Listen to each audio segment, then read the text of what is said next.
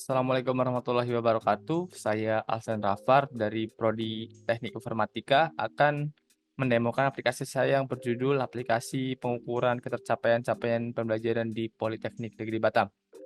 Langkah pertama yang harus dilakukan adalah login. Untuk login sendiri menggunakan akun dari Learning Poly Batam.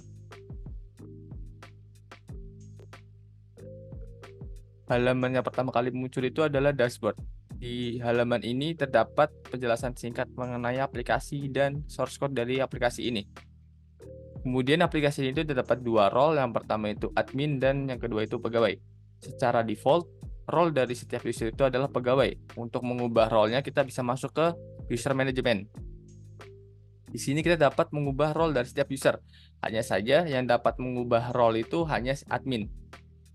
Karena akun saya yang digunakan sekarang itu adalah admin, maka saya dapat mengubah role dari user menjadi admin begitu. Kemudian sebaliknya dari admin menjadi pegawai. Kemudian di sini terdapat grading kategori. Di sini grading kategori berfungsi sebagai grade untuk setiap nilai. Contohnya dari nilai 86 sampai 100 itu nilainya A dan seterusnya. Kemudian assessment type, di sini ada kode untuk setiap assessment, contohnya assignment itu A, untuk quiz dan seterusnya. Kemudian ada data jurusan dan program studi. Karena akun yang saya gunakan saat ini adalah admin, maka saya dapat mengelola data yang tidak dapat dikelola oleh user biasa. Kemudian ada proficiency level. Proficiency level ini berfungsi untuk target level pada assessment nantinya. Contohnya di sini target levelnya 2, maka nilai 65 sampai 100, maka dia udah mencapai ke level 2 dan seterusnya. Kemudian ada assessment method di sini untuk metode assessmentnya. Kemudian ada CDIO syllabus di sini. Kemudian ada student outcome. Untuk student outcome berdasarkan program studi, maka cara untuk mengelolanya itu kita harus mencari program studi yang akan kita masukkan student outcome. Contohnya itu sarjana terapan teknik robotika, kita akan melakukan mengelola data SO-nya. Maka kita masuk dan di sini kita dapat melihat SO dari sarjana terapan teknik robotika. Kemudian ada rubrik di sini. Untuk rubrik sama berdasarkan program studi, maka caranya untuk mengelolanya adalah cari program studi mana dan masuk ke detail. Kemudian kita dapat mengelola untuk data rubriknya. Kemudian ada mata kuliah. Untuk mata kuliah sendiri, kita dapat menambahkannya, dan kenapa di sini hanya muncul satu? Itu karena hanya program studi ini yang udah mempunyai rubrik dan student outcome. Makanya hanya satu program studi ini yang muncul di forum mata kuliah ini. Kemudian ketika kita sudah menambahkan mata kuliah, kita dapat mengelola untuk CLO-nya di sini. Kemudian setelah kita mengelola data CLO-nya, maka secara otomatis data CLO tersebut akan kalkulasi menjadi performa indikator seperti ini. Contoh, kita akan menambahkan CLO-nya lagi, contohnya 1. Di sini kode CLO-nya. Dan contohnya kita akan memasukkan B8 di sini. Kemudian tambah, maka di dalam performa indikator akan muncul B8 begitu. Kemudian jika kita mengubahnya,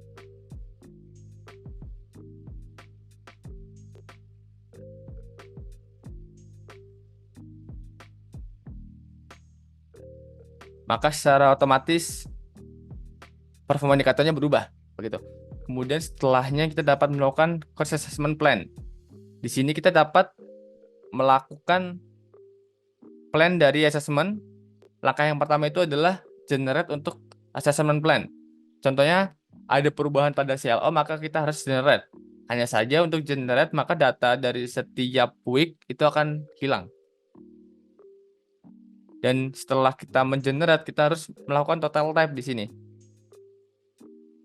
Contohnya kita akan melakukan total type dari mata kuliah Object Oriented Programming.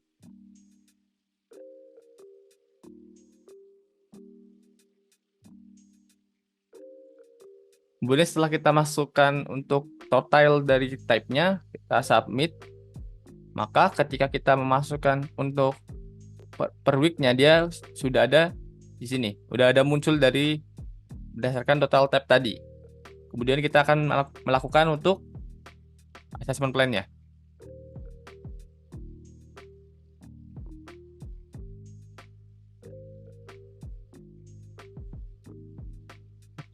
Kemudian setelah kita melakukan untuk assessment plan, kita dapat mengubah status dari mata kuliah ini menjadi ready agar dapat dilakukan assessment nantinya. Oke, setelah kita mengubah kursus ini ready, maka kita dapat melakukan assessment di sini. Kita bisa tambahkan assessment di sini.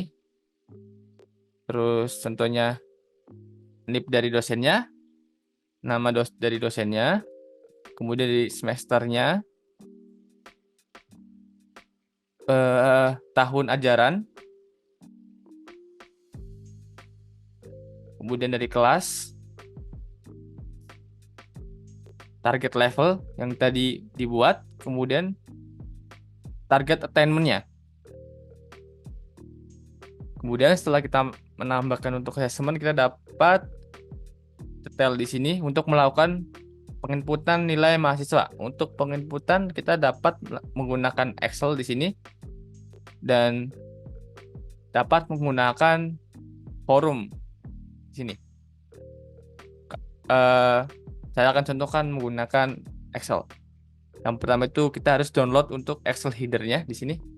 Kemudian kita buka.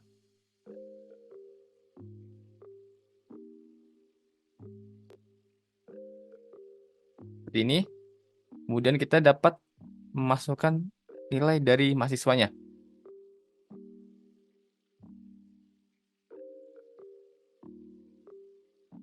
Seperti ini, terus kita coba untuk masukkannya ke dalam aplikasi.